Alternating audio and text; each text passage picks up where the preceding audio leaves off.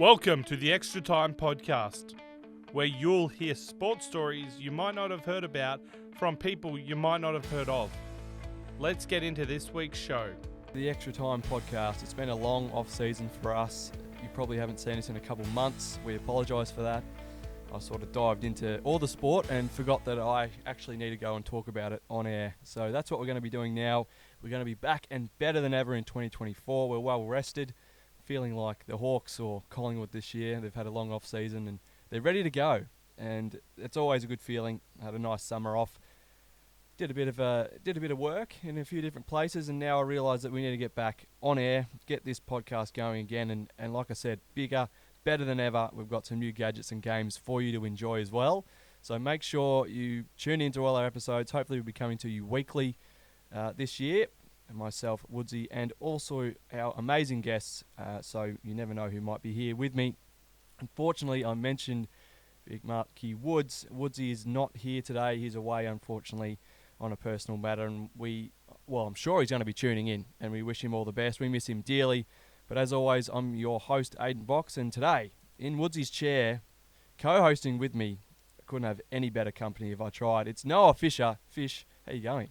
Yeah, pretty good, mate. I couldn't quite sit into Woodsy's chair. I wouldn't feel as comfortable as he would, so I've gone the seat over to Woods. But it's good to be back, mate. Another year, and better than ever. Plenty of stuff to discuss, and obviously it's been quite a long time, and when you sort of have an exile like we did and a big off-season, you sort of tend to miss a lot. So apologies if we don't quite get through every single thing that happened. If we miss something and you want us to talk about it, please let us know in the comments. We're always happy to just chew the fat and you really yap about whatever you like us to yap about. If you feel that we missed something pretty obvious, please let us know. We'll go over it when we can. But Fish, it's been a couple of months. I think our last show was in November. So over that time, we've had a lot of different sports happen around the globe. A lot of Aussies everywhere. Give us 3 highlights for you, or 3 things that stood out to you that you think we should talk about over that time, just off the top of your dome. The first one that came to mind was Josh Brown's BBL innings. I think everyone knows the one I'll be talking about there. I think 144 at Metricon or Heritage Bank Stadium. Absolutely whacked him everywhere. And probably earned himself another contract because before that season, he wasn't having a good season. And he followed it up in the final as well, got a good score in the final, and he's such an exciting player to watch and someone that I'm excited to see progress further.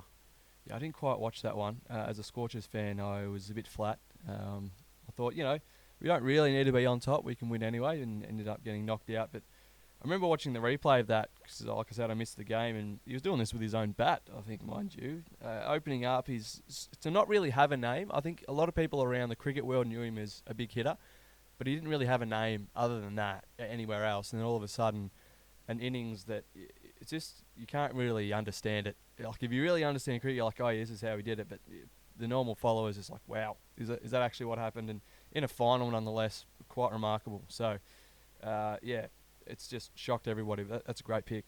What are any others? Probably another cricket-based one, but it's going to be David Warner's swan song, I guess. I mean, his summer started so well in Perth, getting that amazing 100. Everyone knew that Warner was going to retire and he's going to do it his own way, and I guess the summer didn't quite pan out how he wanted. He only had the one big score, but what an innings that was as well. I mean, I wish he got one in Sydney. I think that's kind of where it kind of dulls it for me, but he's going to be missed. I think a lot of people, you love him or you hate him. He's done amazing things for Australian cricket for a long time. He kind of was Bazball before Bazball was a thing, and yeah, it's going to leave a big hole at the opening order for Australia.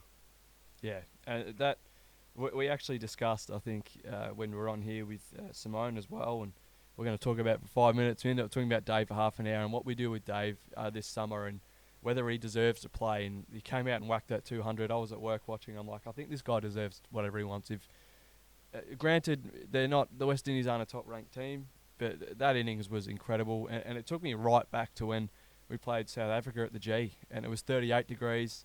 I was sitting in Bay 13, as I like to do, and I was just sweating buckets, and here was Dave out there in full whites, batting for hours and hours, making a 200 as well, and that's what he could do. When he got a hold of you, he was remarkable. So definitely leaves a big hole. But yeah, another great pick. Have you got another one? Yeah, just overall the Australian Open, I thought it was a great success. I mean, we've had a few years, we've had to deal with COVID regulations and stuff, and I felt it was back to its peak this year. I think that the fans really got around it at the live events and live sites, and also obviously at home with the TV ratings as well. So just the overall event I thought was great. They're three great picks. I think I've got to give some now that I've asked you, and I think one big one for me, being a really big follower of, I guess, sports outside of Australia, as many are that I'm sure listen, the Super Bowl is pretty big for me. And as someone who's a Seahawks fan, hates the 49ers with everything I have, but just seeing for the second consecutive year an Aussie in the Super Bowl, didn't quite come away with the chocolates, but the way that Mitch Wishnowsky played for the 49ers in that Super Bowl, in the biggest stage on the planet, and it was such a defensive game as well. And for those that don't really understand NFL, a lot of the time they're just scoring, the offenses are scoring, but in this game for the first half pretty much it was so hard to score, so it becomes a field position game. So it's sort of like, say, in AFL where games might become, it's just played for how much of the ball can you have in your forward 50 or your half of the ground. And that's what it become, and the punter is crucial in that sense, because basically when your offense isn't quite working, the punter's got to put the other team as far back as he can to win that field position game, and Mitch was doing that again and again and again, which was just, it was so good to see for me. And the NFL season overall, I know that it's not quite an Aussie focus, but I absolutely loved it. It was one of the best yet, and you really had no idea who was going to win for almost the whole season until, obviously, in the playoffs, Mahomes just becomes a different beast, and we'll probably talk about that later in Aussies Around the Grounds. But yeah, he's really put himself up the all-time rankings now, and yeah, so that'd be my first one, seeing Mitchie do really well. And we had a few other Aussies in the playoffs as well, in Mailata, Falale as well, and a couple of others, Jono as well, with the Texans on their miracle run. But yeah, we'll mention that later in Aussies Around the Grounds. But the others, really, it was a great summer of cricket, I think, and we'll mention that later on in the pod as well. We only really dropped a game, so that was a really good summer, men's and women's as well as usual. The Oz Open, as you mentioned, was great.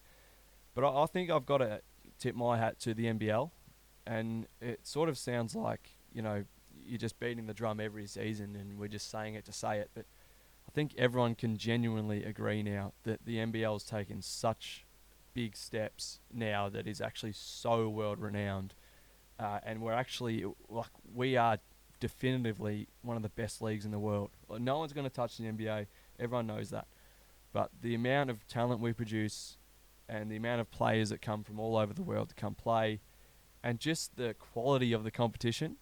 Obviously, Melbourne stayed at the top for all the year, and like I said, we'll mention this in the NBL segment, but I love to see that because I'm a United supporter. But everyone else below, there's so much movement throughout the whole season, and it's not because, injuries and all that and the form went down. The form stayed up, and everyone had their runs, and that's exactly what you want to see, because that's what you see in the NBA. So I don't really want to put it down to anything specific. I could be, that one-eyed fan and say, geez, just Melbourne United, how good are they? But I won't say that. I already have, but anyway. It was just all round. Every team, they occupied just about most positions, each team, and every single game, if I was lucky enough to catch one, I was just encapsulated in the whole thing. I didn't want to turn it off, even if it was a blowout, because the basketball was such high quality.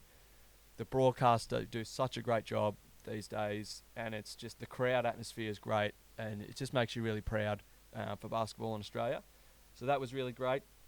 And then, number 3, sort of put myself on the spot here. I guess just seeing, I've got to go. I was going to go with and try and find something really specific and be really sharp here, but I'm going to have to go to one of my other favourite sports, and seeing F1. And it's not quite an Aussie flavour, but my favourite driver, Max Verstappen, did something quite remarkable. And I mentioned it pretty much every podcast last year in Aussies Around the Grounds when we spoke about, global sport. But the records he broke, won pretty much every race bar 3, finished on a 7-race winning streak, took out another championship. and really no one got close to him. And then to see Oscar Piastri and Daniel Ricciardo racing as well, having two Aussies on the grid, just phenomenal. And what a spectacle it was. An extra Grand Prix with Vegas coming in, and then we're even set for an even bigger season kicking off, which again I'll mention later in the podcast. But that was really cool for me, right at the end of November last year, seeing another Max season capped off with another pretty dominant win in Abu Dhabi was really nice. So they're my three, but again, so much more to cover. And you mentioned it in one of your three highlights. The Oz Open was run and won back in January last month at Melbourne Park. And once again, it absolutely delivered fish. What were your biggest takeaways?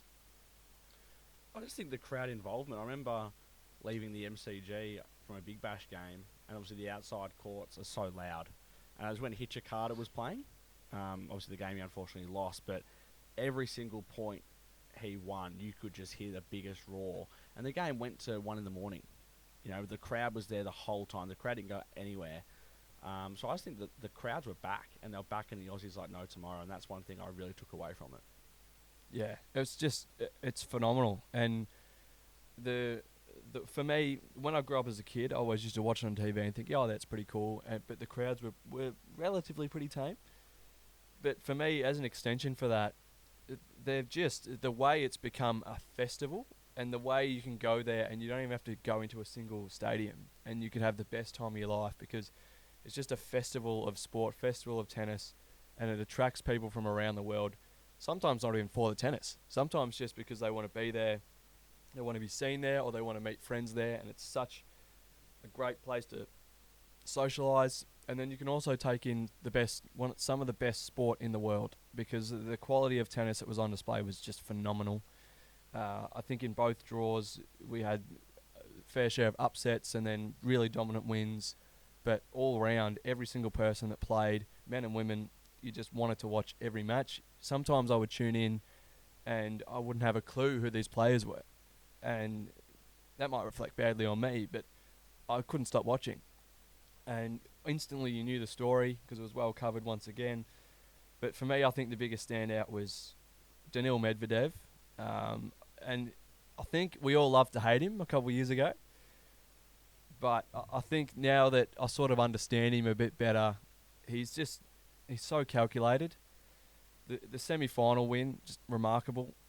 And his just ability to just go and go and go. I don't know how he had any energy left in the tank to even get to the final.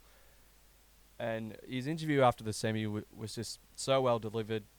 You can see he just thinks so much about his tennis. He's got a decent build for tennis. He's quite a tall guy, but he's not too powerful, really. He hasn't got the most amazing shots on tour, but he just thinks about it, he calculates it, and he beats you with his mind. And to spend, I think it was over 24 hours on court, which has never been done before.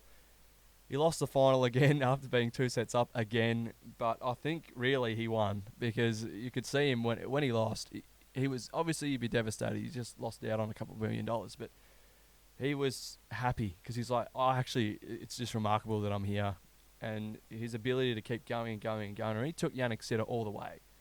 And basically after Yannick got, his second set for the match, after the fourth, you could probably tell that Daniil had absolutely nothing left in the ticker. But he took him all the way still, and he just never stopped fighting. And that was exactly what you want to see. He had every right to just go, I'm tanked, and just sort of let Yannick run over him. He didn't want to do that. So what a final that was. But Yannick Sinner's just burst out of nowhere, and he's finally taken up that mantle.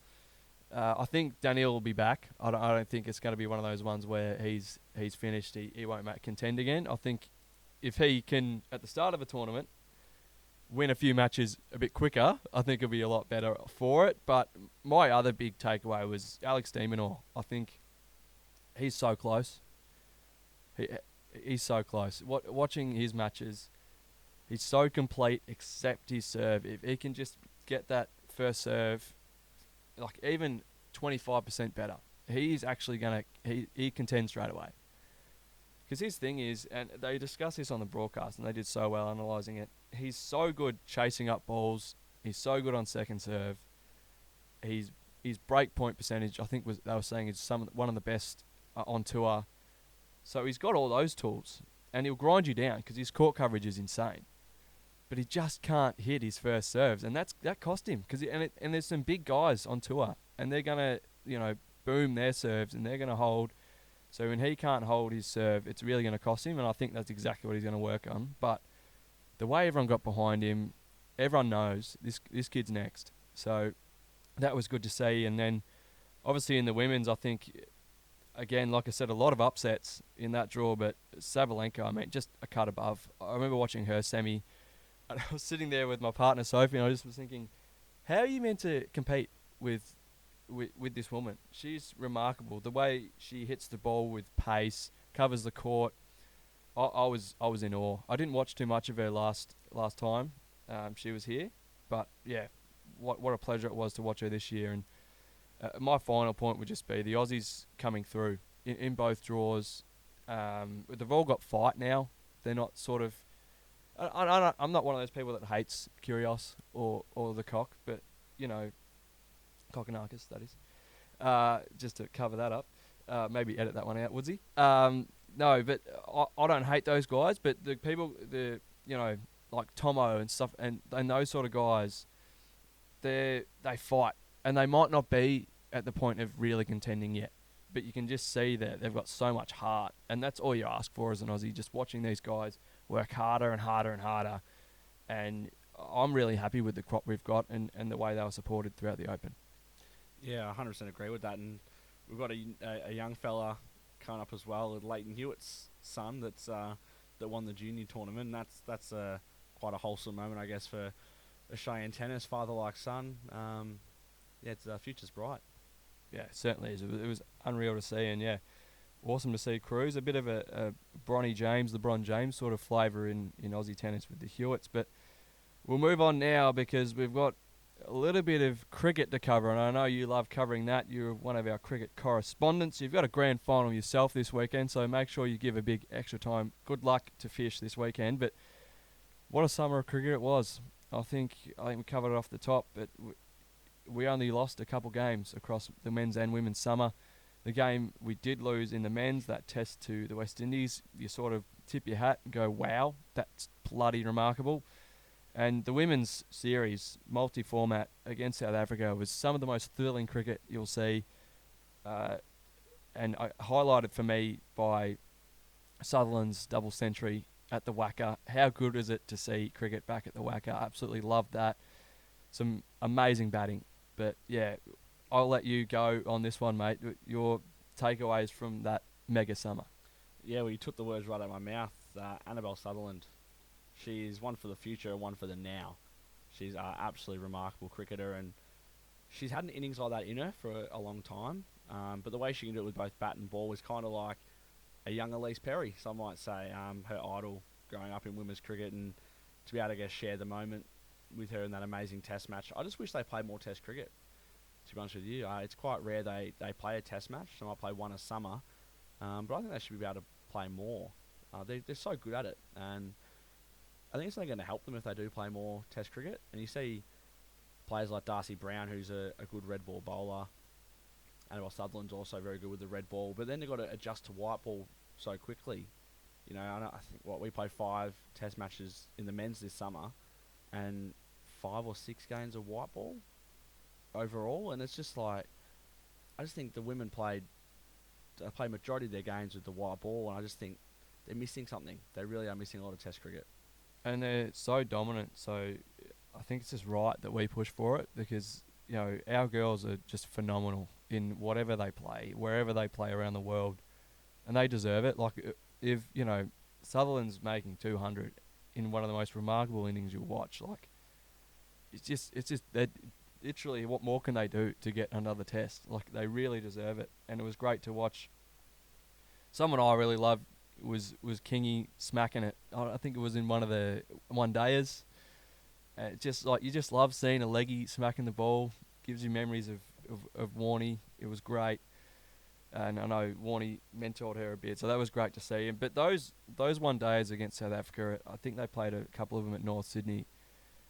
it's just so entertaining. A few of them are really low scoring as well, but wickets tumbling, really high pressure stuff, and I think, Marizan Cap and the South Africans would be really, really proud of what they produced in those, and probably not as proud of their Test match performance, but I mean, you could just see how hungry the Aussie girls were to play a Test match, because they really just took it by the scruff of the neck. It was great to watch. But over in the men's, I mean, there was times where, coming in, I think we all were expecting, we should flog these guys, blow them out of the water.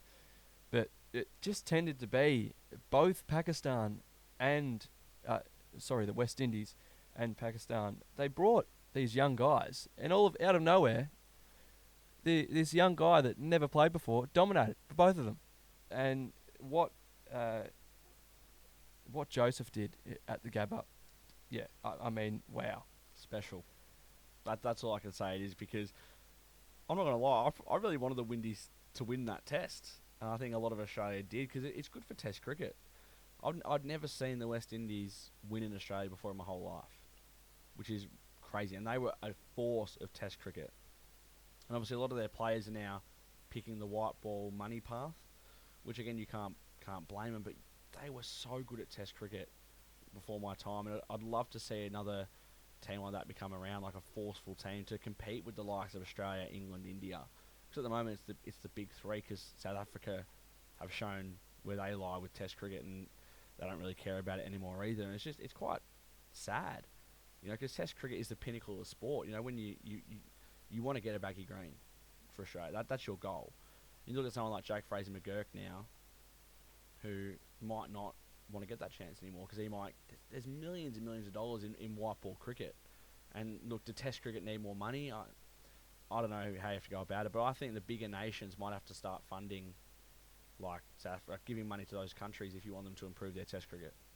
Yeah, Shamar Joseph. I think it was. I think we were quite feared, and for good reason. Over the last couple of years, we've been insanely dominant. Our bowling attack is just, it would be scary, and the sort of talent we have in our top order with the bat, anyone could reel off a couple hundred. So I think a lot of teams are scared, but you could just see with Shamar, he was so fresh, he didn't care. He was not scared one bit, and he dominated us with the bat and the ball. Yeah, I was going to say I don't know why they didn't move him up the order. The bloke was smacking it, and they're like, oh, you can keep batting at 10, 11. But they really found something, and it was really cool to see, on your point, them ask him, look, they basically, look, mate, you're going to be worth millions right now. Are you going to just go away and play T20 cricket? He's like, no, I would miss that to play Test cricket. I want to play Test cricket for my country, for my nation, for my, for the West Indies. I want to be a West Indian Test cricketer. And that just spoke more than any other words could. It spoke volumes to them, and that's so valuable. You can't put a price tag on that, because this guy's a freak talent. But over on our side, this is what I was going to mention before. Everyone thought we'd steamroll both of these sides. We'd win in 3 days every Test, and often on the first day, especially when we were bowling and looking at the pitches, it did look that way. But almost in every Test we played of the 5, there was a point where we were like, I was watching like, we've found a way to lose. And we just didn't, because we've got Pat Cummins. And out of nowhere, on a pitch that wasn't doing nothing, he would go and take 5 wickets, but crucial wickets. Not like cleaning up the tail, like breaking a 100-run partnership, getting us back in the game. And I'm going to be honest, I'm going to put my hand up and I'll say, look, I haven't loved him as captain. I didn't like the pick when they made Pat captain. But you can just see that the way he leads with his action, and when he takes those wickets, everyone is so fired up. Hoff will come back on and he'll just breathe fire. Starkey's no longer erratic. Nath, and they just, like, when Pat's up and about, everybody lifts so much. And he's just, at one point I was like, we probably don't deserve this guy, because his talent is something that you can't even fathom in some games. And that's exactly what you want from your captain. You want him to come out, and if he can't, lead and with his mind and his field placements or whatever, lead with his action. And I don't think anyone in the world does it better, leading by action. maybe Ben Stokes with the bat, but it was so cool to see. All right, like, be in a position where we're in a bad position here, we could lose, and then him to just turn the game around, and to a point where you're like, wow, we're pretty lucky to have Pat. We're extremely lucky to have someone of visibility, and you said he could change the game on a wicket that was doing nothing, and you look back to that Boxing Day Test match, it was an absolute road at the MCG, and I remember sitting there thinking, we're not going to get any wickets here. We're not going to get any wickets at all, and then, he'd get Bubba Azam with a seed. And that changes the game, and he would just go and go and go. But there's a Pakistani bowler I want to touch on. It's Mir Hamza, someone that no one really heard of, hadn't really done too much in Test cricket. I think he played 1 or 2 Test matches, and being a bowler coming to Australia is never easy. But I tell you what, he was the Joseph of Pakistan. He was a surprise pack. That ball to Travis Head, the in-swinger, that's what I love to see about Test cricket, is the stories that come out of it, not from the Australian point of view, but from the teams that are here. And, and that's what I love to see. Yeah, it's just, and like I mentioned before, both teams just had those young guys that you would think it'd be fair if they sort of crumbled under the pressure. It'd be fair if both of those sides come in, admitted they're a bit inexperienced and crumbled, but they didn't. And they're almost led by their inexperienced players because they didn't have that fear. So, yeah, it was really great to watch the battle that ended up. It's like when you sort of watch a game of footy and you expect it to be a blowout, and then all of a sudden it's really close. You're like, oh, what a bonus this is. Like, this is awesome. And then you're encapsulated by it. And like you mentioned, we had a few white ball games, and I don't really have too much more to say than Glenn Maxwell is the best cricketer in the world. That's it. That's all you need. What do you even say at this point? I mean, I always tend to miss them. Every time he does something stupid, and I'm going to call it stupid because no one else in the world can do stuff that he does, I just tend to miss it. I remember that one in Adelaide. I'd taken Sophie to work. Got home, and it's the last couple of overs, and he was on 105, and there was still 2 overs to go, and I was like, no, this man needs to calm down. And then he finished on 120, and we finished on 240 or something in the 2020. I was like, this is just, how is that fair? Like, oh, the big show. It's what he does. And some of the shots he plays, right, you're watching, you go, how do they make it look so easy? Because I go out there on a Saturday, and I can hit the ball off the square. This guy's reverse sweeping, reverse pull shotting, ramping, slogging everywhere. 100 metres. I don't know what the craziest part is, but one of the craziest things for me is he doesn't even do it off any technique or nothing. He just uses his eyes. His hand-eye is that good. He's like, I'm going to just stand here. I could stand backwards if I want. Yeah. And I'll still hit it for 6. Absurd. Like, talk about people that are worth money. He is worth more than any money in the world to us. And I mention that because obviously we had a couple T20 series. We took care of the West Indies. They did pretty well to win that game in Perth, and they've got someone pretty valuable in Andre Russell, who was just mega in that game. I remember thinking, how are we going to pull this one back? 'Cause we usually pull it back. No. Not that one, but if they're all playing it, all their big dogs like playing that white ball stuff. So you expect them to steal one there, but hats off to them in that one. But yeah, obviously we still took the series, and then we went over to New Zealand, which is a place that we win if we need to, if it matters. But in just a normal, casual T20 series against a side that is ranked in the top 3 in T20s, wiped the floor with them on their tiny grounds, which was pretty cool to watch, Fish, I must say. Yeah, the one at Eden Park, I'm not quite sure how he pulled that one back, Boxy, because I was watching us bat that day. And Eden Park's tiny. It's a 200-plus par ground, and Travis Head was whacking him. He was the only one that really was doing it with confidence. Steve Smith looked shocking out there. I know he got a few away. Marsh the same. I thought, geez, 170. We're no chance. But to our credit, we have some of the best white ball bowlers going around. And Nathan Ellis, Pat Cummins, Mitchell Stark, these guys just know how to get wickets with the white ball. There's one guy that since the One Day World Cup hasn't quite done as well, and that's Adam Zampa. But when you need him the most, he shows up, and the way we won that game 2, was just absolutely remarkable. And I can't believe I haven't quite touched on game 1, to be honest with you. I'm saving the best for last because game 3 is a washout and a bit affected. But game 1, Tim David. Yeah. What a man. It just always seems to be the guys that I doubt. And there's a page I follow, an NFL page I follow, and this is a little bit of a tangent, but it won't take me long. Because as a big NFL fan, and the page likes to make memes and it likes to poke fun at players, like the media tends to do. Players don't see it or anything, and then it likes to say that helps. It likes to say that bullying helps because the players often come out and dominate. And so I've sort of given into that theory because in game 1, when we were in the field, and that big catch came up, I think it was deep cover or deep mid wicket. Timmy David was just cruising on the boundary, on the rope, and Glenn Phillips smacked him a ball, and he had the option to sort of go and dive forward for it or wait, pick it up, and he sort of waited. And I remember saying in our group chat, why is this guy in the team? Like, I hate watching him. He shouldn't be there.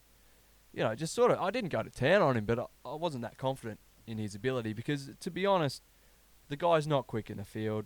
He's not a great fielder altogether, and he doesn't have too much to his batting, but boy, he can whack the ball if he needs to. And I just thought, well, would it be more value having a Steve Smith in the team? And then I watched the batting innings, and when it got to the point where it was the Bison and Timmy David, I thought, we're cooked. I don't know why I'm still watching. I might as well go to bed. And then the Bison couldn't hit the thing off the square. When we needed him, the skipper, no good. I'm like, well, we're absolutely cooked. And then Timmy just goes, you know what, I'll give you 3 more boundaries. And I'm like, hold on, we can actually do this. And then it got down to the last ball. I'm like, oh, man, this guy, this is going to be it. If he can't hit this to the boundary, it's going to be it. And he's facing one of the best Yorker bowlers. If you want someone to hit a Yorker, supreme. Like it was a supreme ball. Like if you're going to be uber critical, could have been a little bit, a little bit shorter. Hit him right on the toe. Unreal. But the thing blocked him up, hit him like angling into his ankles, and Timmy's just whipped that thing over mid wicket. Long on.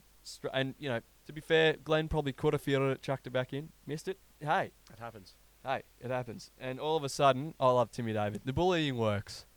So, I mean, it's a pretty good gig. Maybe I'm just jealous of his gig. The bloke just gets, thousands of dollars, gets to wear the Aussie colours, and all his job is to chill in the field and then come in at 4 and whack Tommies. Exactly. And if he goes out, he goes out. Yep. Because we got Matty Wade next. We didn't in that game, but, so, again, we're in pretty good nick. Yep. I think it's going to be an interesting I'm speaking of the World Cup later in the year. It's going to be an interesting one in the West Indies and the US of A, which is going to be different. None of our games are there. We're based in Jamaica, I think. But it's going to be very interesting. Our pool's interesting as well. I think it's England and Namibia and Oman and someone else. So you'd think we get through there. These T20 World Cups, in the end of the day, as long as you win a couple of your pool games, it really is all about when the pools sort of combine and the big dogs go in and fight. And last time in Australia was bloody embarrassing. We were there. We went to a couple of games. We went to the final thinking we'd see Australia. We didn't. I went to the first game in Sydney where we got absolutely walloped by the Kiwis. So I think I don't know if they'll even be thinking about that because the success that came after sort of supersedes it. But, you've got to respond. And I think the West Indian pitches, we haven't played there in a while, but I think they will, vaguely suit us. You mentioned our bowling. I think the squad stays relatively similar to the one we stayed in New Zealand. I think big talking point will be Smudge. Does he provide any value? In the squad, yes.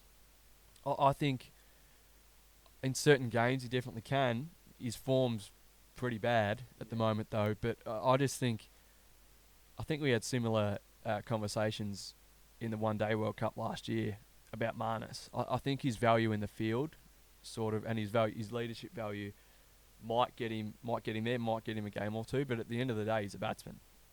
The bloke needs to make runs somewhere, and I think, he might play IPL, or we might have a few 2020 warm-ups, and I think if they show faith in him, he really needs to put on, because his last couple of games in New Zealand weren't amazing.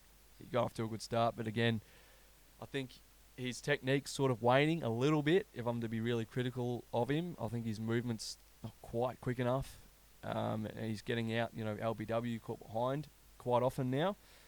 And, the young guys, Timmy David, Joshy Inglis, are great T20 players, so they might be overtaking him. But you mentioned a guy before in Nathan Ellis. I think he has to be an absolute lock, and I think he has to play a couple games. 100%. Yep, he's in. His skills are phenomenal. Yeah. For a guy that's not that tall, he's got everything. And I think what tends to happen with the big three is, Hoff might get tired, and then one game he might not have that much in his bag to cope with someone that's coming at him. Or it happens to Pat a bit. Definitely happens to Starkey. He can get erratic. So having that luxury of being able to go, all right, we're going to have you out this game because this batsman's on a tear. We'll bring Nathan because he's got everything to stop them. So great to have him. I think, I don't know, maybe he needs a bit of my bullying, but and I shouldn't say bullying. You should never bully anybody, but I'm losing a little bit of faith in Zamps. I think we should bring another spinner. Maybe Agar comes along again, just for coverage. I think Maxi's good enough to, bowl a few overs of spin if Zamps is really in trouble. But poor guy got absolutely clobbered. He got clobbered by Andre Russell, and then he went over to New Zealand, and they're small grounds, like you said, and he got clobbered again, the poor guy.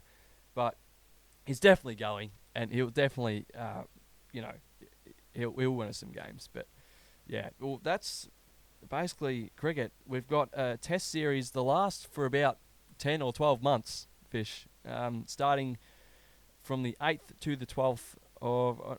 the 29th to the 4th of March over in Kiwiland against New Zealand. That'll be an absolute ripper. Two teams that have been in and around the World Test Championship finals the last couple of years. So that's going to be really good. And again, we love Test cricket, but we're going to be deprived of it for much of this year. So make sure you catch that one, 29th to the 4th of March. And I think we've got another one as well. We've got two, I think. So. And it's the other one I mentioned before.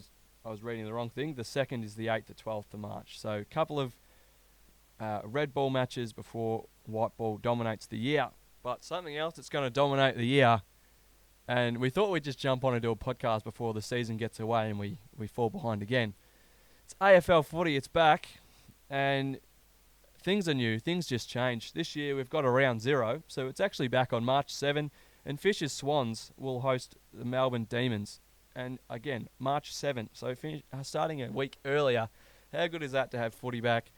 They've got a few games to play in this segment as well, Fish, but just off the top, how keen are you to have footy back? And tell me a bit about those Swans. What are they going to do this year? I'm pretty keen, Boxy. Obviously, the Swans didn't quite have the year that I was expecting last season. Obviously, to make finals from where we were, quite luckily, at the end of the day, when you look at that incident with the Adelaide Crows. Always a point. Oh, yeah, it was hit the post, smashed into the post. So I just think we'll have a rebounding year. I think we'll be back up there again. We've recruited probably the best in the competition, I think. I'm not sure anyone else has had a better off-season than that. Fleeced them. Fleeced the league. Getting Taylor Adams with someone with that much experience for not much is pretty good. And then a future All-Australian ruckman, so I think he's going to be back up there again this year, is Brodie Grundy. He's going to be back to his best. He's already a 2-time All-Australian ruckman, and I see a third coming. He's a solo ruckman, and that's what he's going to be at the Swans. Obviously, Tom Hickey was great for 3 years. Love Tommy Hickey. Yeah, you can't hate him. You can't hate Tom Hickey, and I still think the most underrated pickup's Joel Hamling. I really do. Not many people will know a lot about him. He hasn't played in 6 years. He's had an ongoing ankle injury at Freo. He's a premiership player at the Dogs. And I think being fit, he can take that role that Paddy McCartan had. He's someone we're going to miss, obviously, with his retirement. And one that slid under the radar is James Jordan, someone that can play in multiple positions. And look, we've got a couple of injuries. Luke Parker and Callum Mills are out to start the year, but that's why I get these players in. I'm excited to see the Chad and Errol take the reins this year. It's going to be an exciting year, I think, and we've spoken about this at length on previous podcasts, but you really just can never put this team out of anything, and it annoys me because we had a great, friendly rivalry. It's nearly 10 years ago, Fitch, which is crazy. But my Hawks haven't quite reached the level of consistency that the Swans have since, but you've got to be impressed by them. Like I said, they start the season at home in a first ever opening round, so that'll be against Melbourne. And then in the actual round 1, they've got Collingwood back in Melbourne, and then Essendon and Richmond. So a bit of an up and down start if you take off last year, but how do you know how good anybody is until the season starts? But I'm pretty high on the Swans as well, and I think, off air I might not have been that confident in Joel Hamling when you mentioned him, but you are right, that is a hole that needed filling, because, Paddy is quite a big loss, but retiring for the right reasons. Sad reasons, but for the right reasons, and what a player he was. But I think, since those years where you had that real security down there with Grundy and Teddy Richards and stuff like that, it's sort of been the one place where you need someone down there, and Joel's really got that chance as someone who's quite experienced, not by games played, but, years in the league, and games that he did play have been pretty big. So that's good. My Hawks, I won't speak too long on them because not quite as positive. I was really positive because the way we played last year to beat both grand finalists, and we dominated Collingwood when we beat them. And it sounds like I'm going back on it like it's my grand final, and maybe it was. We shut down the league's so-called best player, and we beat them at their own game, which was great. And games like that really made me really positive. But then to find out that basically our whole backline is decimated, it's going to be pretty tough for James Sicily and the boys down there. I think Jackie Scrimshaw is going to have to play big quite a lot. I'm really keen to see someone who I saw in the practice match, and he's a family friend of mine. I was quite close back as a little fella when they lived in Inverloch. Jai Sarong, brother of Caleb. I think he'll play a few games. I'm really keen to see him. He's drafted as a medium forward. He's turned into a defender now, and he's going to have a pretty big job. Played the match simulation, as they call it these days, against the Dogs, and got beaten a few times, but that's inexperience. He was doing everything right. I really enjoy watching him. He's a great size, takes great mark, good skills as well, and really smart as well. So I think it's a good conversion from Sam to move him into defence, especially now that we've lost CJ, we lost Blanky, and Granger Brass for long periods of time. I think that's going to be really good. We lost Morey as well, but the word on the street is maybe not for long. But the big one is Will Day, who was probably our best player last year, and he's probably one of my favourite players to watch. I don't want to pick favourites because I love all my boys, but Will was really coming along. So that one was shattering, but I think it will be great. I think Nuke and Warps will continue their rapport in the middle.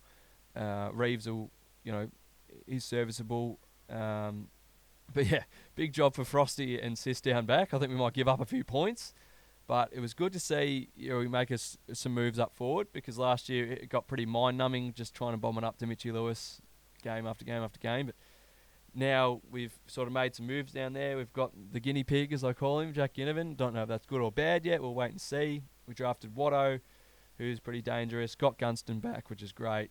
Brewsty's going again. So for me, last year had some pretty high expectations, and I actually wasn't too disappointed. This year, I don't know what to think. And it goes back to that thing. It's like, well, is it better to be almost there, almost into the 8, or is it actually just better to bottom out?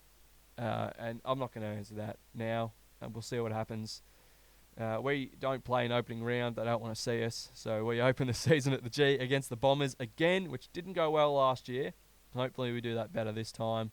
And then we've got Melbourne at the G, and obviously the big one, Easter Monday, against the Cats. So it might be a tough start, but look, I'm just happy if we play that same footy and we stay the way we were. We might get absolutely smacked, but I guess that's our time. We had our time in the sun, and now we've got to rejig it. But I reckon John Newcomb's going to have a massive year, and I might be biased. He might be my favourite player, but that's all right.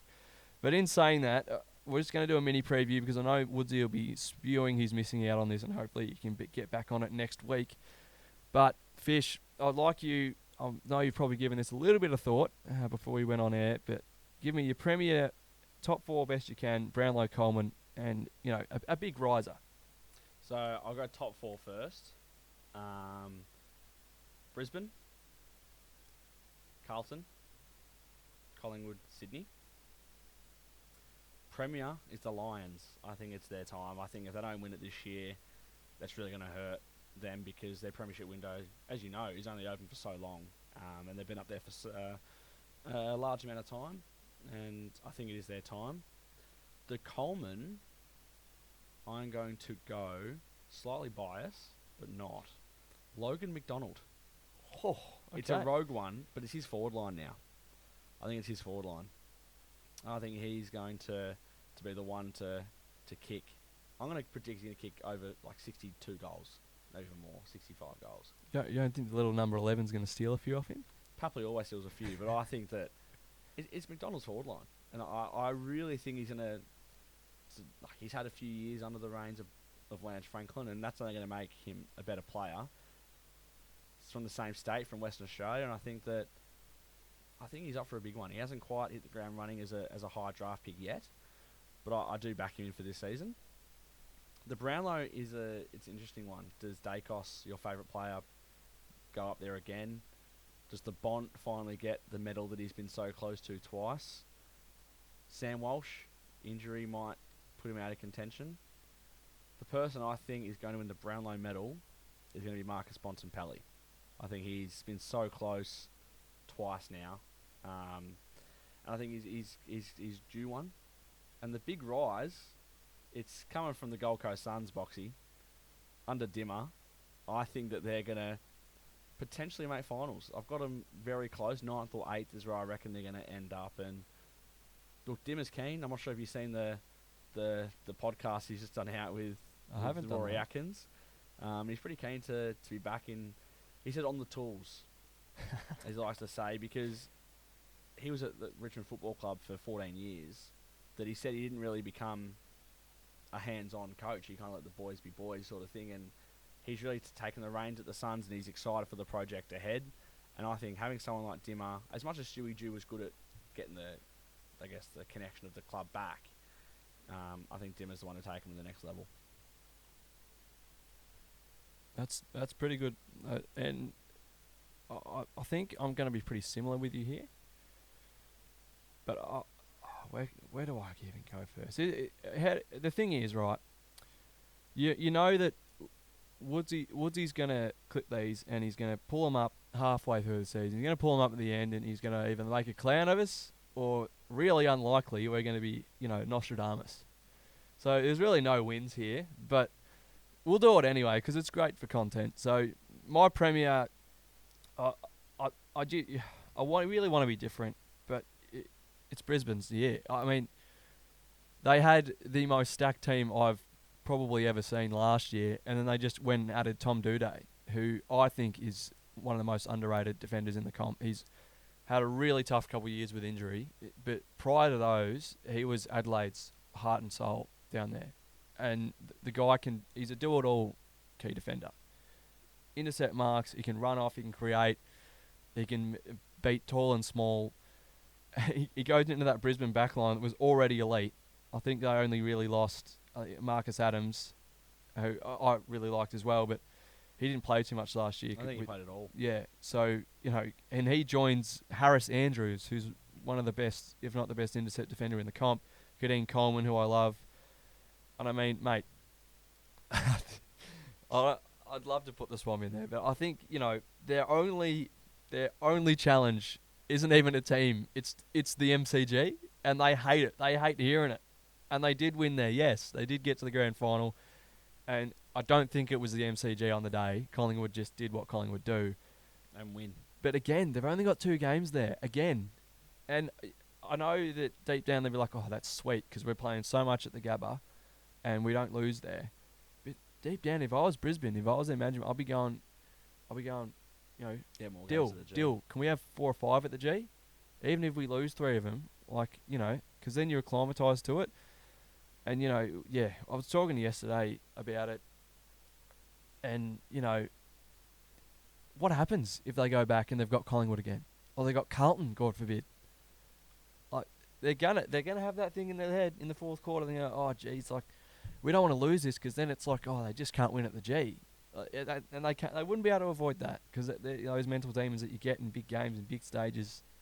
So, if they win those 2 games at the G during the year, I think one of them might even be against the Hawks because we beat them at the G because we are just better. But if they win those 2, they might be a little bit more confident. But I've still got them winning it because I think that they are as complete as a team can be. They'll likely get Will Ashcroft back at some point as well, who's an absolute star, would have won the Rising Star if he played the whole season, I reckon. Not that they even need another midfielder. They've got the Brownlow medalist, which was, spectacle, but what it is.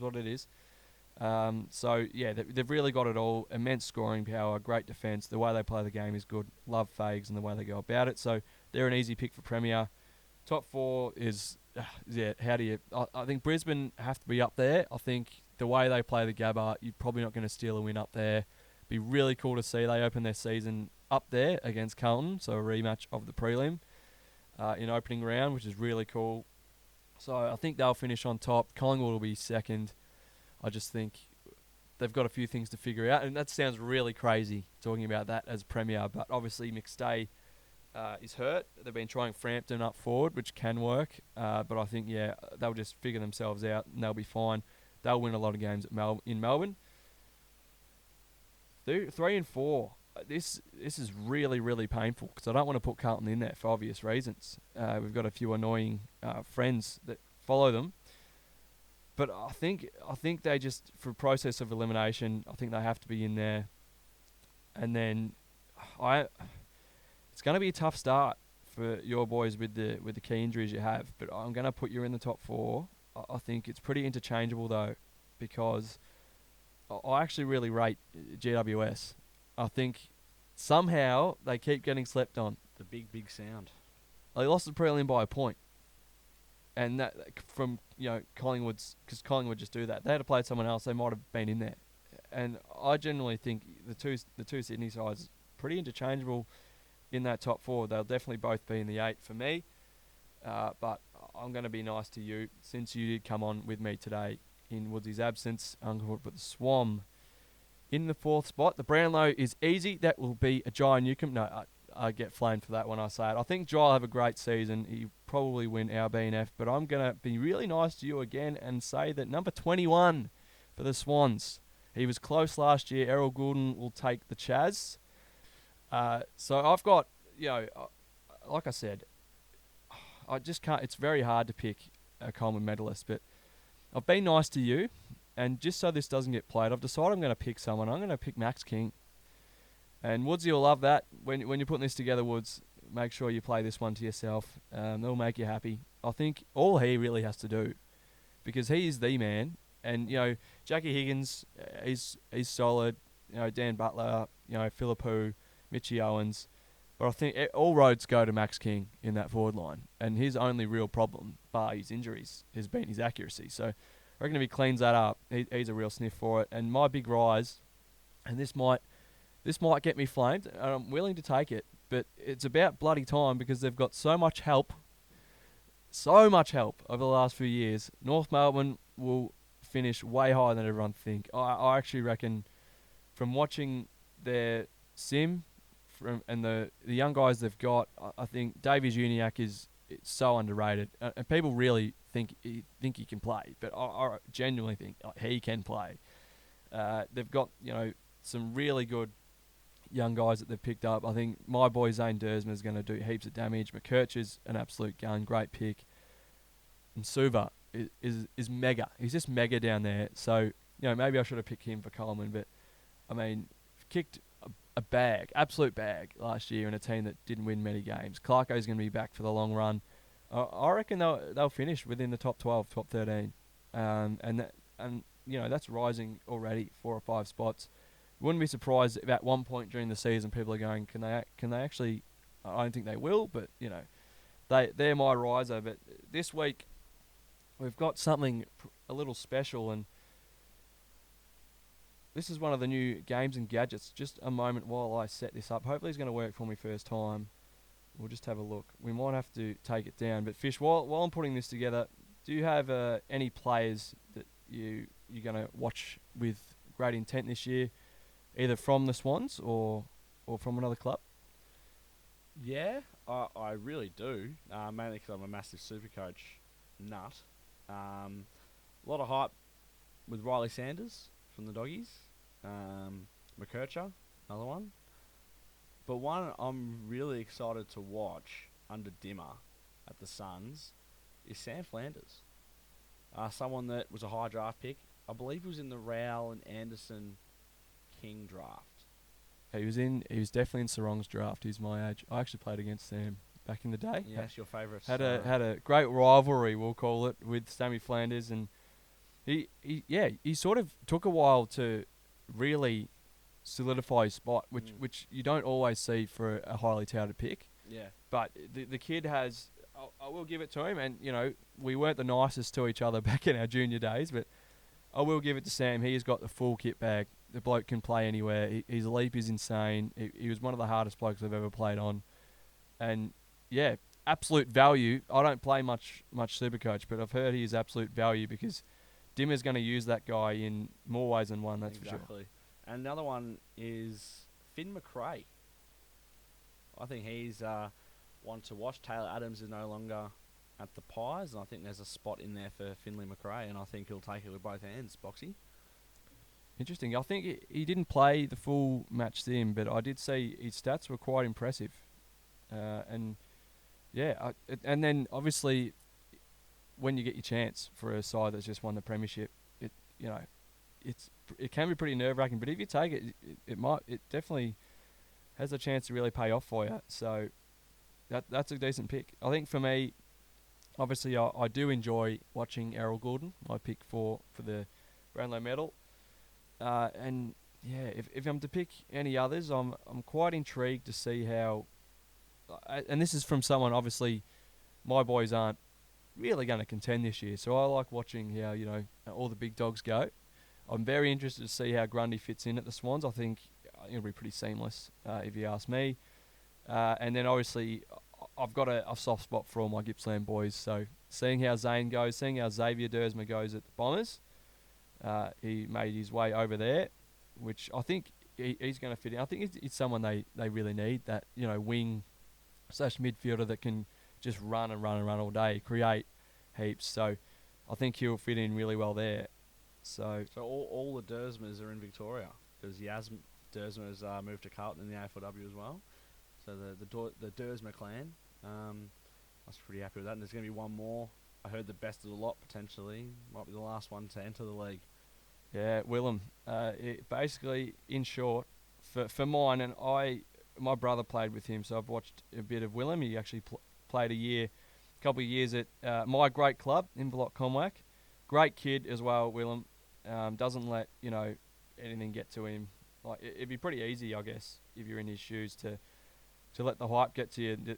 All of your other siblings are in the league, but he's actually a very talented basketballer as well. He just took his local side to the state championships and nearly stole it out of nowhere.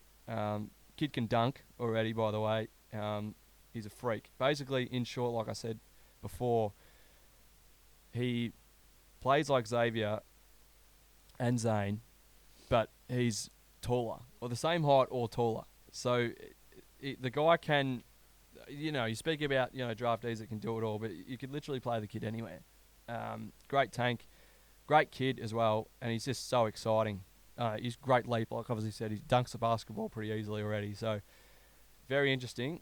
Be nice if we can pick him up, because I'll definitely grab one of those jerseys. But yeah, Willem, one to watch. Willem Dersma. Make sure, if you are a keen follower of footy, to cover him, because he's coming. And whether he wants to play basketball or AFL, he's probably got the choice.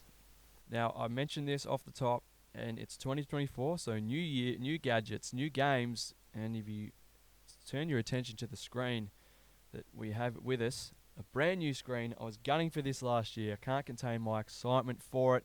We did a few quizzes without it, but now we've got a screen. So, Fish, we've got a bit of trivia. Sports trivia will be a staple of the Extra Time podcast if everybody enjoys it. So let us know how you like it. We're just going to kick off with a nice, easy one for you, and you were quite confident when I mentioned this one to you off air. So was going to be nice and say you can just do a point system, but I'm going to give you 3 strikes. You've got to name the 2023 All-Australian team, and it will be nice because it is our first one. Don't expect it to be this nice every week, but it is our first one, so you don't have to name the position, but you'll see on the screen, I've got all the logos of the players in the team. So you have to call the correct team and you have to say the player's name. If you get it incorrect, if they weren't in the squad, that it's a strike. And obviously, if you get one correct, I'll place them in position. So, fire away. Nick Larkey on the bench. That was a Correct. big Suv. Big serve on the interchange, correct. And then let's just go just a triple Collingwood out the way. Dacos, Moore. Just get those three out the way for you. Hold on here. That was quick fire actually. So we've got Nick Dacos selected in the rover position. Correct. Josh Dacos on the wing. Josh Dacos on the wing. Pretty good start here actually. Thanks, mate. Bloke knows ball. Darcy And Moore, full Darcy back, I Moore. believe, or centre half back, one of the two. Might be centre half. Correct. Bang. Darcy Moore, the Pies premiership skipper, in at centre half back. No strike so far. Yeah, no need. Tex Walker, Taylor Walker, correct. his first All-Australian Guernsey, believe it or not, which is unbelievable, to say the least. You going to pick one here? You going to keep hot? Centre half. Correct. Bang. Wilkie. Callum Wilkie. I think he was a back pocket. Oh, that's a first miss, but it's not a strike. Was he half back? He's fullback. Was he full back? Yeah. But correct. Callum Wilkie for the Saints. Let's get the Hawks one out the way. Sicily. The one and only Hawks skipper, James Sicily. Position? Back pocket. Back pocket. Correct. First selected. Tom Big Stewart. Jim. Tom Stewart. Bang. Position? I think he was half back. But he's Back pocket. Yeah. Tommy Stewart. Another blazer for him. Toby Green. Captain. All-Australian captain. Jeez. Triple points. All Australian captain in the forward pocket. Christian Petrarca is the Melbourne one. Where is he? Honestly, it's the All-Australian. I think he's going to be half forward. Correct. Yeah. The old midfielder at half forward trick. I love it. Always works. Zach Merritt, centre. Hold on. Position is incorrect, but He's I'll on the give it bench, to is you. he? He's on the on bench. Yeah, okay. Well, let's get the King Charles out the way. He's full forward.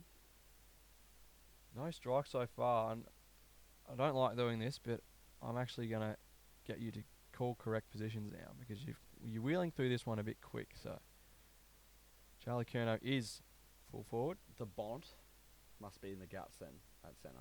Correct. The All-Australian vice-captain is the centreman. Okay. Sorry, a little bit stumped. He's hit the wall. Jordan Dawson, Correct. half back. Or was he interchange? That's correct. I'll give it to you, but I'll give you a strike. Oh, come on. He's on the bench. Name the positions are so hard. So Dan Houston's the last one on the bench then. Incorrect. So he's half back. Correct. Is the last one on the bench Sarong? So right. Yes, it is. Correct. Caleb Sarong. Okay. Tim English the ruckman. Tim English is the ruckman. I know Lockie Neal wasn't in the team. I know he wasn't. He was the second Brownlow medalist since Matt Prittis not to make All-Australian. Haven't had a crack at the Swan? Oh, I know who it is. I'm going to say them to last. I know. I already know who the Swan is. Saving it. Yeah. Is it Harris Andrews, All-Australian? That's your second strike. Not Harris Andrews. Then is it Charlie Cameron? Charlie Cameron, correct. Forward pocket. In the forward pocket. Only Lion. Interesting. For a team that made the grand final. Rosie or Butters? I think it was Butters. I'm going to go one of them. Where? It's correct. Rover. Correct. Ruck Rover, Zach Butters. Champion player. So who's the other Saint at half back? He's Woodsy be killing you right now. I know. I think it's another Sainer. And it's Sinclair. Jack Sinclair, correct. half back. I actually don't remember this player. What player was? It's a half forward. Is it Connor Rosey? Correct. That was nerve-wracking because you only had one strike left. I know. And the wing. And you named the Swan. It's going to be tough for me. He has a song that everyone sings about him. Errol Goulden. Errol Goulden. Oh, Swan. Top 5 Brownlow finish from the wing. Oh, Errol finishes off the team. Well done. I'm Clutch absolutely wrapped from with Fish that, by there. the way. I'm wrapped with that. It was pretty nice to him, but he got it done. So that's the 2023 All-Australian team. That's our first sports trivia on extra time. Clutch performance in extra time. I'll take it. He's a clutch performer. He's got the Dante Exum jersey on, and that's pretty good. I think that's why you got through there, mate. I think Dante so. was with you, the clutch god. Who does Dante Exum support in the AFL? That's a good question. Is it the Bombers? It is the Bombers. There you go. Yeah, I know Bowl. Don't mess with me. I'd get this team as well. But that's trivia. So I hope you enjoyed it. Make sure you leave us a comment if you like that, and give us a suggestion on what you might want us to do next time. But you'll probably see a lot of that. That was a bit of fun, Fish. You did pretty well. Woodsy would have been in your ear, and I'm sure he's going to give it to you, not knowing Sinclair that quickly. That's the first one he would have named, I'm sure. I But knew Wilkie pretty quickly, though. I was yeah, good on Wilkie. Wilkie was a good pull, actually. So that, yes, like I said, trivia for the first time. And the AFL season, like I mentioned, that kicks off on the 7th of March with the Swans, Fish's Swans, and the Demons. And they produced an absolute ripper at the SCG towards the end of last year. I was listening to that one on the radio. So hopefully something similar this season. And Grundy against his old side. They didn't really play for. You probably call Collingwood his old side, but against his old side, the fixture is pretty cool if you ask me. If you like big games, you've got plenty of them. But that's all the footy talk we've got time for. And now we move on to a bit of a rounder ball. And the NBL, Fish, well, it's finals time. So that means the season has concluded. I talked about it before. What a season it was. And I'll just get the standings for us now. And, well, it's pretty happy viewing if you ask me personally. I was going to say, Woodsy doesn't like talking about the NBL these days. I don't know why, because I'm not the biggest NBL supporter, but he always says his season's done. I said, I thought the finals were starting, Woodsy, and he's not a big fan of the NBL these days. I don't know what happened. Well, I did wish he was here because I don't know where they really went wrong. They had a couple injuries and things, but last time we were on air, they were in and around the play-in position. They were even flirting with the second spot at some point. I remember the Southeast Melbourne v Melbourne game that I went to was actually top 3 clash. Like it was a huge game for the season.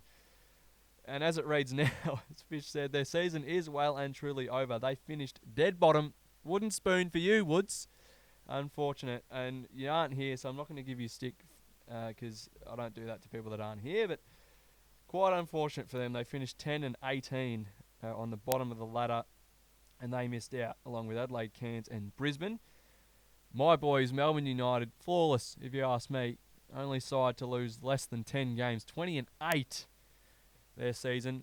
Finished on top of the table, and we're back. I'm telling you, they are the favourites to win it. Might be biased, but if there's anyone to beat us, it's that team right below. They always just seem to be there. They're the team with the MVP, the 4-time MVP, the Wildcats. And I'll tell you what, if we have them in the final series, in the grand final series again this year, it will be edge of your seat action. Absolutely guaranteed. If we have to go over to the jungle, it will be nuts. But contending as well, those Jack Jumpers, for a team that was created about a minute ago, they have been phenomenal. They finished in third. Illawarra, this is a story. They were awful. They were absolutely tuckered, gone. And then they got a little bit of Tatum action, not Jason, Different type. father of Jason, and they have finished fourth. What a season that is. They have the Jack Jumpers. That'll be a massive play-in game series. Sydney and New Zealand, they round out the top 6. And again, New Zealand, you can't put them out of. They might be, the last team to finish up just above the play-in tournament line. But they can win games from nowhere. And the Kings, as a United supporter, you like to not like them, but they're always quality. They've got shooters in all positions. So It's going to be an absolutely thrilling playoff series again in the NBL. I'm obviously backing my United boys. I think we're a complete team and we can get it done, but don't discount Perth, Tasmania, Illawarra. Well, they've come this far. They might as well keep going. Exactly. And then Sydney have obviously done it before. New Zealand, well, and they're never out of it. So that's going to be massive as well. But the NBL awards were held recently, and I mentioned it before. Bryce Cotton, how lucky we are to have this guy. 4th MVP, second only to the namesake of the award, Mr. Andrew Gaze. And that is remarkable. Finished ahead of my GOAT, Chris Golding. And not only ahead, we're talking 118 votes to 53 ahead. So Bryce Cotton just continues to produce. It's like LeBron James of the NBL. Age just doesn't matter what age, doesn't matter how many years he does it. He does it at the top level every single year. Another MVP for him. Coach of the year was my man, Dean Vickerman. Another guy who just every single year, top of his game, has Melbourne contending. Most improved was Sean McDonald from Tassie. What a year he had. Best sixth man was Ian Clark. And I really want to talk about this guy because what a recruit he has been. Got experience around the globe with some of the best players ever. And he's brought it to the NBL, coming off the bench and smashed that best six-man award. Defensive Player of the Year was another Melbourne player. So a lot of Melbourne flavour in this awards night. Shea Illy. And I think for people that know basketball, might follow the NBA really closely, but sort of follow the top players in the NBL, not really know the more role players or players that aren't as famous. Shea Illy, go and watch him play the game of basketball because I don't think there's too many people that are more important to this United squad. He is just phenomenal. The way he goes about the game on both ends, so important. Definition of that glue guy, that when he's going, we're going. Awesome defender as well. Next Generation Award was Sam Froling from Illawarra on their run, which was remarkable, like I mentioned before. And then, obviously, the first team is Bryce Cotton, obviously. Chris Golding, my GOAT. Gary Clark from Illawarra. Anthony Lamb from New Zealand. And Parker Jackson Cartwright, also from New Zealand, who all had great seasons. But it's playoff time, like I mentioned. And Melbourne and Perth await the challenges. Obviously, games are between Tasmania and Illawarra, Sydney and New Zealand. And they kick off 28th of Feb. So, playoffs time for the NBL just before we get to footy season. So, keep your eyes on that. And basically, that's all we have time for before we get to Aussies Around the Ground. Fish, have you got anything else noteworthy you wanted to add? Nothing on that. Obviously, not the biggest NBL fan, but obviously when you get to finals time, I think everyone kind of perks up a little bit, especially when a team from your state's doing well. I did get to go to my first NBL game this year. I went to Melbourne United versus Perth Wildcats when Perth won in overtime.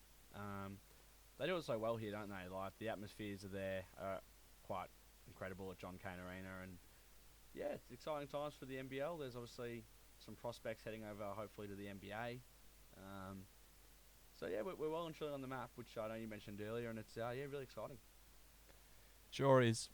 And I can't wait to see which way the results go and how far my United boys can go. But it's time now for Aussies Around the Grounds, and I'm going to make this one quick, but there are a few things that we have to cover. And my weekly wonder this week, I mentioned it off the top, so it's not too surprising, but Mitch Wishnowsky adding that Australian flavour to the Super Bowl was just great to see. And like I said, I don't really like the Niners, but I love Big Mitchy Wish. The flowing blonde locks, you can't miss him in the number 18. And I should go and find his stats because they were quite remarkable in the grand final. The grand final of the Super Bowl. How am I going? Not very well. He's just the way he pushed Kansas City back, and basically they ended up losing the game in overtime. We love a bit of overtime, extra time action, our namesake, and it really wasn't his fault. And in the defensive game, he played his role to perfection. So, again, unfortunately, an Aussie in the Super Bowl for the second straight season. And again, an Aussie lost the Super Bowl. I don't think we've ever won one, unfortunately. But Woodsy's boy, Aaron Sipos, didn't have a great time last time. And the Eagles lost to the Kansas City Chiefs. And then Mitchy Wish lost again to the Kansas City Chiefs. They went back-to-back. They've got every chance of making it three. Being the first team to ever win a three-peat. Fish. No team's ever done that in the Super Bowl era. and they've got potentially the greatest quarterback ever. And that's the discussion, basically. They didn't have the best season. They were caught up in some singers, behind or whatever's going on there with Trav. Is she famous? Is she the singer? Oh, I think Trav made her famous or something. But either way, they weren't great. And then it came that time where the whips were cracking in. Mr. Mahomes was like, I'm going to turn it up now. And he went on the road. First of all, he had a near freezing your buttocks off game against the Dolphins. Got through that one. Went into Buffalo, which is not easy. Defeated Josh Allen once again. Then went into Baltimore against the number 1 ranked team in the comp, Baltimore. Best defense, the MVP on the other side, throwing the ball, and got the chocolates there. And then in the Super Bowl, went down 10 points. Again, a double-digit deficit, and again, Mahomes just comes through and threw the touchdown to Mecole Hardman to win it at the end. And it was quite a spectacle. I'm not sure if you watched. I was certainly watching every minute. And for those that think it's too boring, too stop and start, just keep watching it, because games like that, it's just, you can't, it's a chess match with professional athletes. It was phenomenal. And is Mahomes in the conversation? Sure, he's got a lot to catch Brady if you ask me, but he's definitely a wonder to watch. So if you're thinking about getting into the NFL, make sure you watch number 15 for the team in red, yellow and white, because he's an absolute freak. But also keep your eyes on the Aussies. Dicko, Jono, our man, Lou Headley, Falale Mailata, and I mentioned Jono, I did. Dicko, my man, from the Seahawks. They're all doing it beautifully. We might even have a few more in this draft through the football program around the world, which is going to be pretty cool. So, also, we're going to have a touch football team, a flag football team in the next Olympics. So watch that space as well. Aussie gridiron going beautifully. But I mentioned this before as well. Another sport I have to mention. I'll mention this quickly because we're just about to kick off the season this weekend. For the first few days of March in Bahrain, the F1 is back, and I said it before, Fish, 2 Aussies in action this year, and we are spoilt for choice because Oscar Piastri has all the tools from McLaren. Second year in the car, he's probably going to get a bit more of the more piece of the pie this year. Last year was the rookie, so he's sort of pushed aside a little bit, but the kid could definitely be a future world champion. And then obviously Danny Ricciardo, and watch the space with him because it is rumoured he potentially could go back to Red Bull. Not sure if that'll happen. He's driving for RB at the moment.